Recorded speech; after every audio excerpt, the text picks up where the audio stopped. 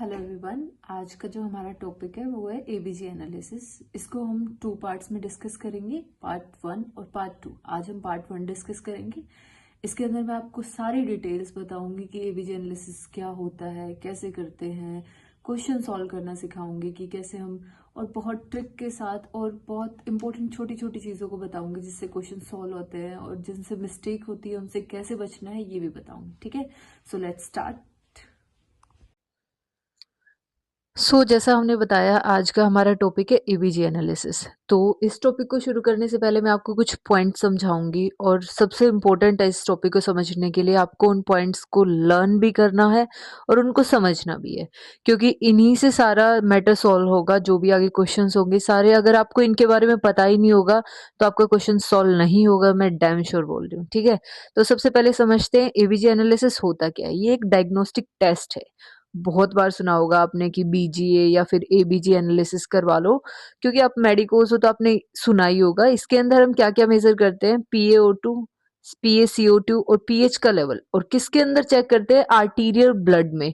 जो हमारा ABG analysis होता है उसके लिए ब्लड हमेशा एक आर्टरी से लिया जाता है, कभी भी उसके लिए ब्लड हम किससे नहीं लेते, वेन से नहीं लेते हैं। ठीक है, टू असेस, क्या असेस करने के लिए, पेशेंट का ऑक्सीजनेशन कितना है, वेंटिलेशन कितना है, और उसके जो ब्लड है उसका वो एसिडोसिस तो नहीं हो गया है या वो अल्कलोसिस में तो नहीं चला गया है, तो उसका एसिड बेस बैलेंस चेक करने के लिए यूज किया जाता है। ठीक है, तो फिर इसके बाद सेकंड क्वेश्चन आता है, व्हाट इट मेजर्स।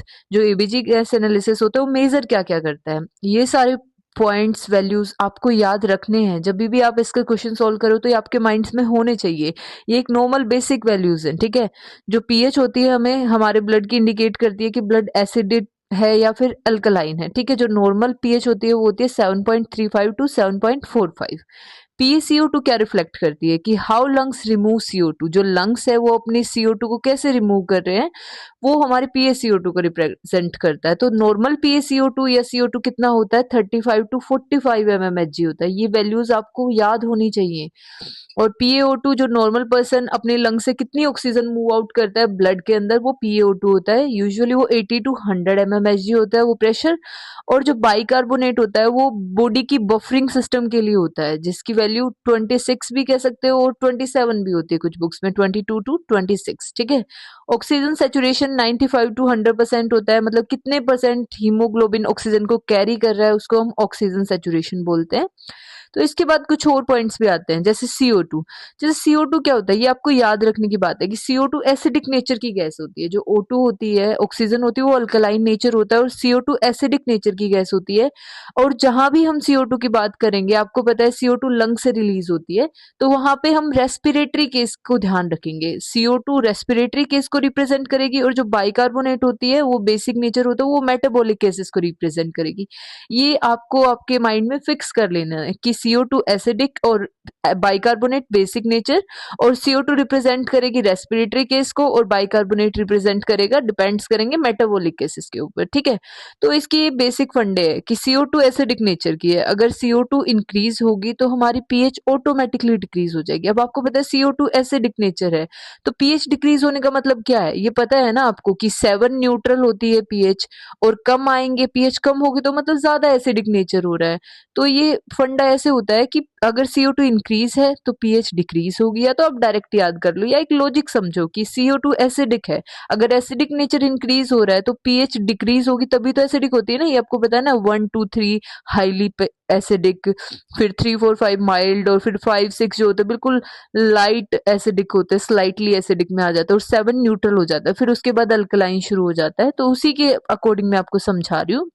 अगर CO2 बढ़ रहा है और पीएच घट रही है, हमें पता है CO2 रिप्रेजेंटिंग रेस्पिरेटरी केस, और पीएच डिक्रीज हो रही है मतलब वो एसिडोसिस में जा रहा है, तो हमेशा वो क्वेश्चन रेस्पिरेटरी एसिडोसिस शो करेगा।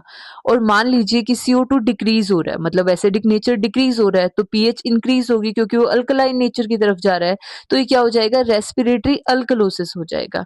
इसी तरीके से मैंने आपको समझाया कि बाइकार्बोनेट बेसिक नेचर का होता है और मेटाबॉलिक केसेस पे डिपेंड करेगा। अगर बाइकार्बोनेट इंक्रीज हो रहा है, मतलब क्या बेसिक नेचर इंक्रीज हो रहा है, अल्कलाइन इंक्रीज हो रहा है, तो पीएच भी क्या होगी, इंक्रीज होगी।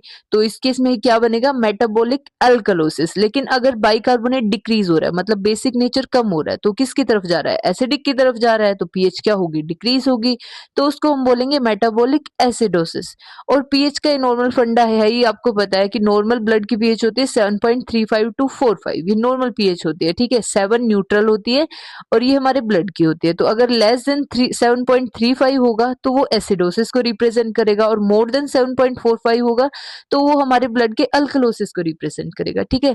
तो ये कुछ बेसिक पॉइंट्स हैं जो आपको इस टॉपिक को समझने से या आगे इसके क्वेश्चन करने से पहले आपको इसका पता होना चाहिए, उसको माइंड में फिट कर लिया होगा। तो अब हम देखते हैं कि रिजल्ट एनालिसिस कैसे करना है, और कुछ एग्जांपल्स भी सॉल्व करेंगे जिससे आपको ये अच्छे से समझ आ जाएगा, ठीक है। तो रिजल्ट एनालिसिस हमेशा सिंपल 3 स्टेप्स में करेंगे, कोई कॉम्प्लिकेशन नहीं करना है, सिंपल। सबसे पहले पीएच देखो क्वेश्चन में, फिर CO2 का लेवल देखो, फिर बाइकार्बोनेट का देखो, ठीक है। उससे ही क्वेश्चन सॉल्व हो जाएगा। कुछ और कॉम्प्लिकेटेड केस भी होते हैं जिनको हम बाद में डिस्कस करेंगे, ठीक है। तो पहला एग्जांपल आता है, जैसे इसके अंदर आपको दिया पार्शियल प्रेशर ऑक्सीजन का है 90 mmHg, पीएच आपको 7.68 दी गई है, CO2 20 mmHg दिया है, और बाइकार्बोनेट कितना दिया है 25 मिली इक्विवेलेंट पर लीटर। तो फर्स्ट स्टेप था हमारा पीएच देखनी। सबसे पहले हमने देखी पीएच कैसी है, ठीक है। पीएच है 7.68, आपको पता है कि नॉर्मल होती है 7.35 टू 45, तो ज्यादा है, इंक्रीज हो रही है, तो किसमें है, एल्कलोसिस में है, ठीक है। फिर सेकंड स्टेप में देखा CO2 कितना है 20 mmHg, इसकी भी नॉर्मल वैल्यू हमें पता होनी चाहिए, कितनी होती है 35 टू 45 mmHg।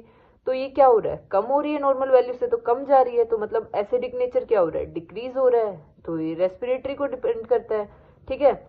और बाइकार्बोनेट कितनी है 25, ये हमें पता है कि नॉर्मल वैल्यू, और ऐसे PaO2 भी हमने देख रखी है कि 80 टू 100 होनी चाहिए, भी नॉर्मल है। तो आप लोग देखा कि पीएच क्या हो रही है, इंक्रीज हो रही है, और इंक्रीज पीएच किसको रिप्रेजेंट करती है, एल्कलोसिस को। और CO2 क्या हो रही है, एसिडिक नेचर डिक्रीज हो रहा है, और CO2 किसको रिप्रेजेंट करती थी, रेस्पिरेटरी को।